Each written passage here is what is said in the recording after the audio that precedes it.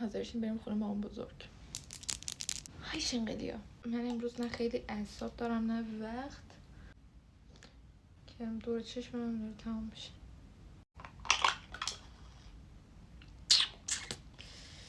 وای از اون روزاست کرم مرتب کننده هیچ وقت یادتون نره. واقعا یکی از مهمترین بخش های هر میکاپی.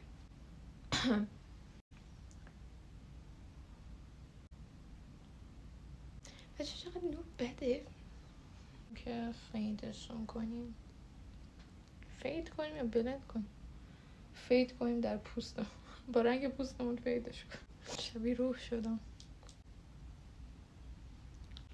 بچه دارم کچل میشم، زندگیم شده مو. باید مقدار از رزماری استفاده کنم تو زندگیم که نمی کنم. بچه این کپ رژگونه شیلمم رو در آوردم، ببینید چقدر رژگونه تهش هست. خب شبیه موما شدم. واسه هالووین امسال هیچ تلاشی نمی کنم. هر کی نگام کرد میگم اصلا رنگ من معلوم نیست، من الان شبیه آفتاب سوختم. یه بار دیگه از این نور منو ببینید. ببخشید جای دوربین عوض میشه، من واقعا از این نور راضی نیستم.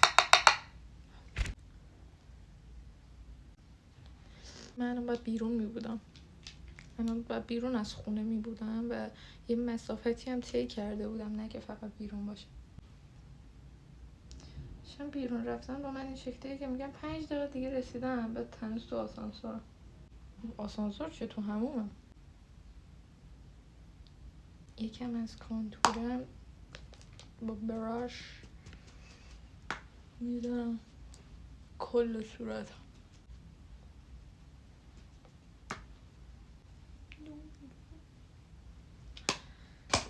امسال خوبه همه چی خوبه. ای وقت ویدیو داره تموم میشه، خیلی سریع رژگونه میزنیم.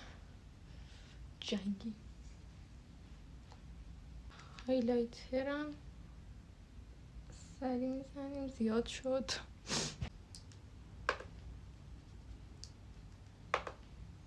الان کاری که میکنم اینه که این تینتو میزنم رو لبم.